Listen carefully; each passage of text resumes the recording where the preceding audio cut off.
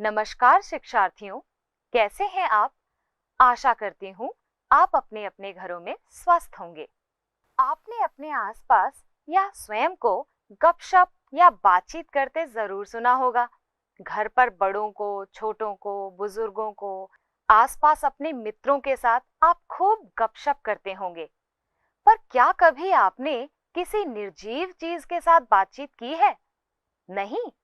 आइए देखते हैं कि इस पाठ में लेखक किसके साथ बातचीत कर रहा है। आज हम एनसीईआरटी की कक्षा छठी की हिंदी पाठ्य पुस्तक वसंत भाग 1 का पाठ 4 चांद से थोड़ी सी गप्पें पढ़ेंगे, जिसके लेखक हैं शमशेर बहादुर सिंह। चांद से थोड़ी सी गप्पें। एक 10-11 साल की लड़की। गोल है खूब मगर आप तिरछे नजर आते हैं जरा। आप पहने हुए हैं कुल आकाश तारों जड़ा।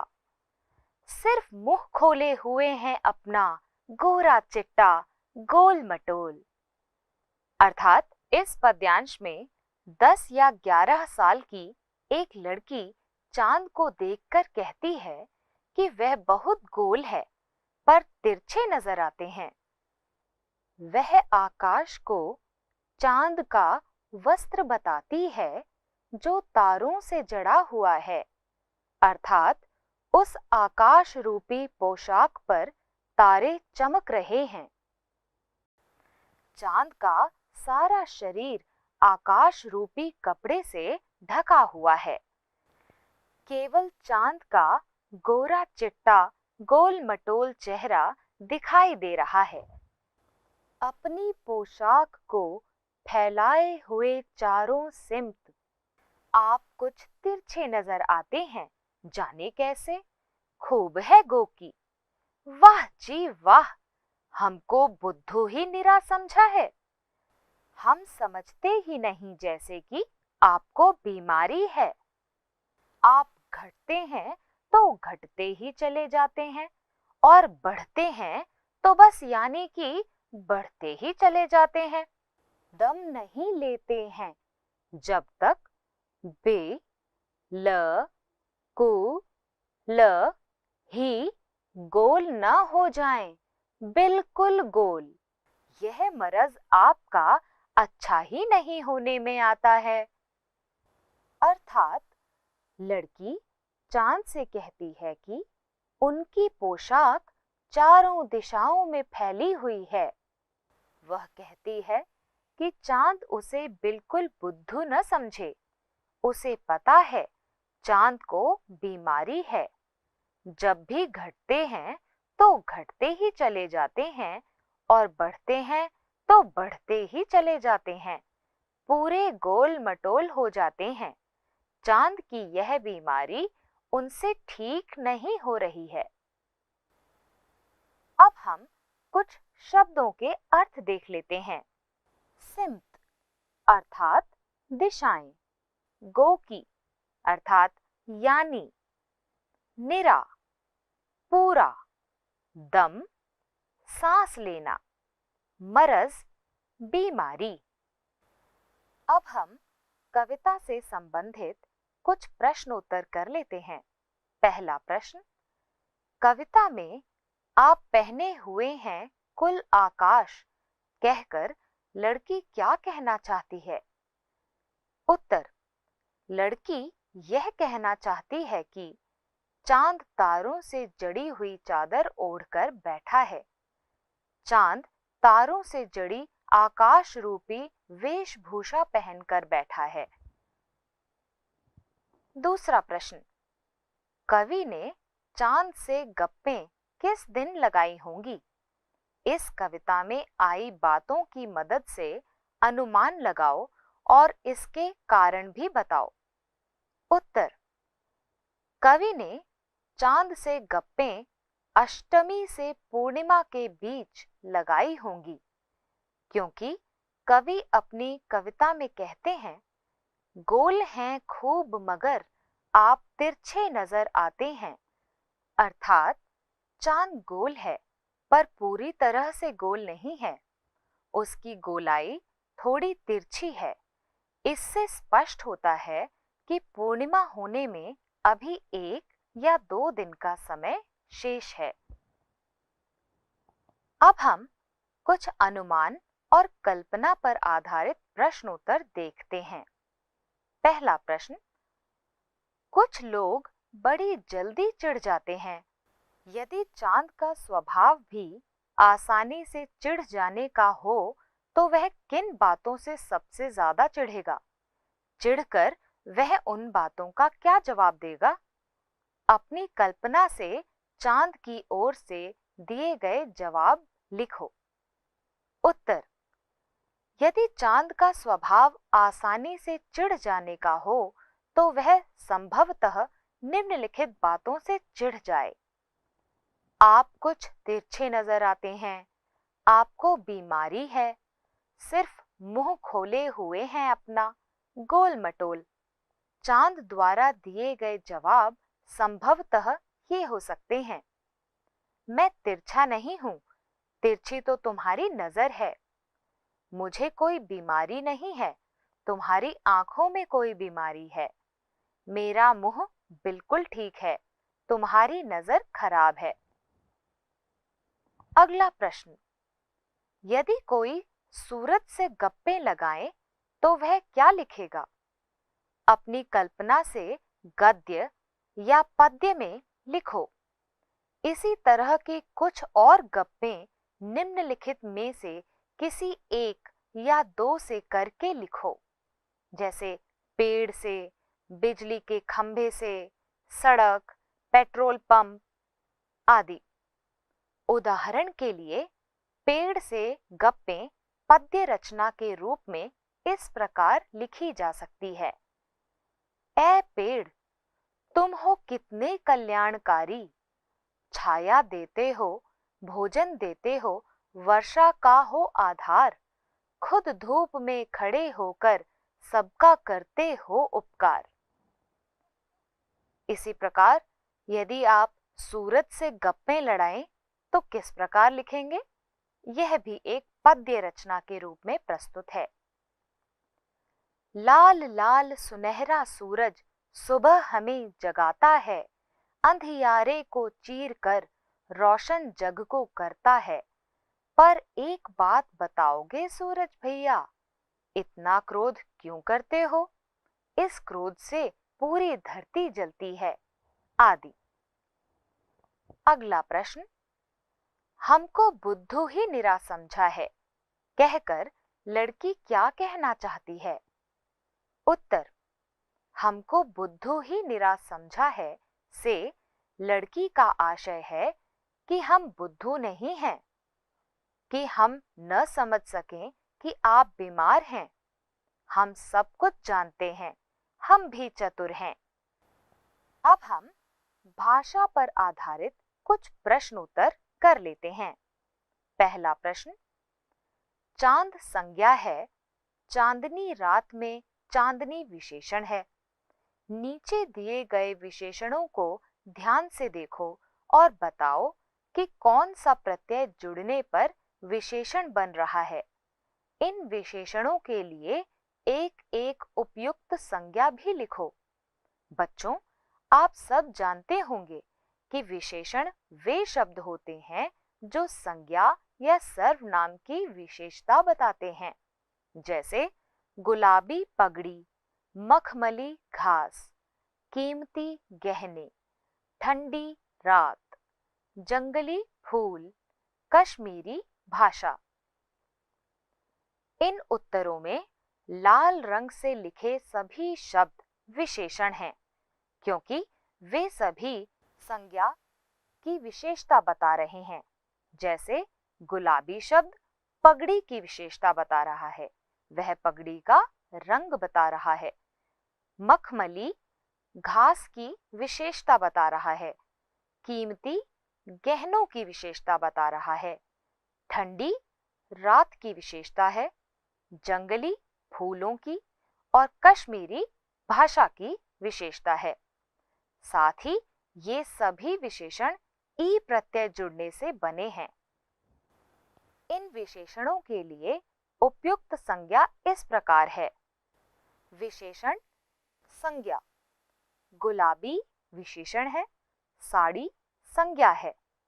मखमली विशेषण, कपड़ा संज्ञा। कीमती विशेषण, हीरे संज्ञा। ठंडी विशेषण है, खीर संज्ञा। जंगली विशेषण है, जानवर संज्ञा है। इसी प्रकार आप विभिन्न विशेषणों और विभिन्न संज्ञाओं की कल्पना कर सकते हैं। अगला प्रश्न, गोल मटोल, गोरा चिट्टा कविता में आए शब्दों के इन जोड़ों में अंतर यह है कि चिट्टा का अर्थ सफेद है और गोरा से मिलता जुलता है, जबकि मटोल अपने आप में कोई शब्द नहीं है। यह शब्द मोटा शब्द से बना है। ऐसे 4 शब्द युग्म सोचकर लिखो और उनका वाक्यों में प्रयोग करो। जैसे खाना वाना, चाय वाय, पानी वानी, मोल तोल आदि। इनसे किस प्रकार के वाक्य बनाए जा सकते हैं? उदाहरण के लिए, खाना वाना तो अच्छा ही बना है। चाय वाय से, यहाँ चाय वाय का प्रबंध नहीं है। पानी वानी, उसने मुझे पानी वानी भी नहीं पिलाया। मोल तोल से, दुकानदार से मोल तोल करके ही सौदा लेना। अगला प्रश्न, बिल्कुल गोल कविता में इसके 2 अर्थ हैं। गोल आकार का, गायब होना।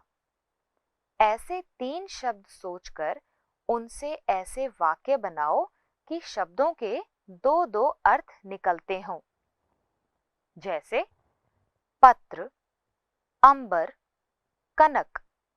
बच्चों, आप जानते हैं पत्र, अंबर और कनक तीनों अनेकार्थी शब्द हैं। इनके अलग अलग अर्थ होते हैं। आइए देखते हैं इनके क्या क्या अलग अर्थ हैं और उनसे वाक्य निर्माण करते हैं।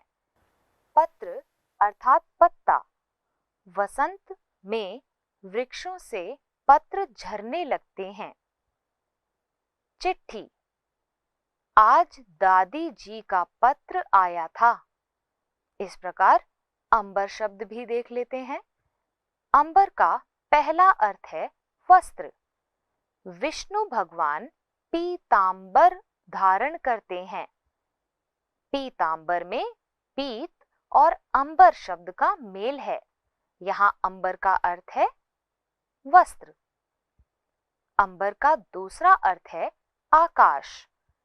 चांदनी रात में अंबर की शोभा निराली होती है। तीसरा शब्द हमने लिया है कनक। कनक का पहला अर्थ है सोना। यह हार कनक से बना है।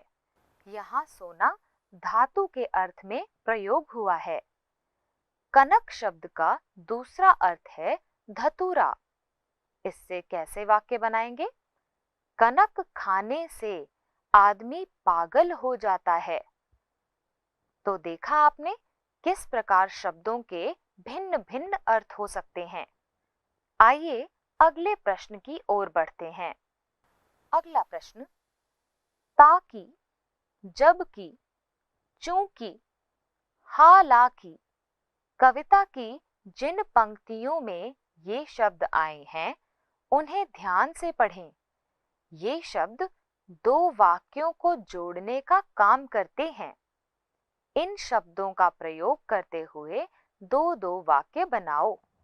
ताकि से बनने वाले वाक्य, अर्णव मेहनत कर रहा है ताकि परीक्षा में प्रथम आ सके। तुम दवाई खा लो ताकि सुबह स्कूल जा सको। आपने देखा इन वाक्यों में ताकि वाक्य के परिणाम से पूर्व लग रहा है, अर्थात वाक्य में कारण और परिणाम के मध्य जोड़ने का काम कर रहा है। अगला वाक्य, जबकि मदन ने राजेंद्र की मदद की, जबकि दोनों में शत्रुता थी। अगला वाक्य, राजा भागा हुआ आया जबकि काफी धूप हो रही थी। अगले वाक्य चूंकि शब्द से बने हुए हैं, जैसे चूंकि मैं बीमार हूं इसलिए काम पर नहीं आ सकता। अगला, चूंकि उसे विद्यालय जाना था इसलिए वह जल्दी घर चला गया। आप देख सकते हैं कि चूंकि शब्द क्योंकि शब्द के निकट का अर्थ देता है। अगला शब्द है हालांकि। हालांकि इस साल वर्षा कम हुई परंतु फसल फिर भी अच्छी हुई। हालांकि तुम ठीक कहते हो परंतु लोग नहीं मानते। इस प्रकार आप अपने स्वनिर्मित वाक्य बना सकते हैं। अगला प्रश्न, गप, गपशप, गप्पबाजी, क्या इन शब्दों के अर्थ में अंतर है? तुम्हें क्या लगता है? लिखो। बच्चों, आपने इन शब्दों को अवश्य ही सुना होगा। इन शब्दों के अर्थ इस प्रकार हैं। गप अर्थात बिना काम की बात करना, गपशप अर्थात इधर उधर की बातचीत, और गप्पबाजी यानी झूठी बात, कुछ झूठी कुछ सच्ची बात। प्यारे बच्चों, अब हम कुछ गतिविधि मूलक प्रश्न कर लेते हैं। आइए इस गद्यांश को ध्यान से पढ़ते हैं। पृथ्वी के चारों ओर परिभ्रमण करते हुए चंद्रमा भी पृथ्वी के साथ साथ सूर्य का परिभ्रमण करता है। इन्हीं दोनों परिभ्रमणों से वर्ष और मास की गणनाएं होती हैं। सामान्यतः 30 दिनों के महीने होते हैं, जिन्हें चंद्रमा की वार्षिक गति को 12 महीनों में विभाजित करके निर्धारित किया जाता है। 30 दिनों में 15-15 दिनों के दो पक्ष होते हैं। जिन 15 दिनों में चंद्रमा बढ़ते बढ़ते पूर्णिमा तक पहुंचता है उसे शुक्ल पक्ष, और जिन 15 दिनों में चंद्रमा घटते घटते अमावस्या तक जाता है उसे कृष्ण पक्ष कहते हैं। इसी तरह एक वर्ष के 12 महीनों में 6 माह के 2 अयन होते हैं।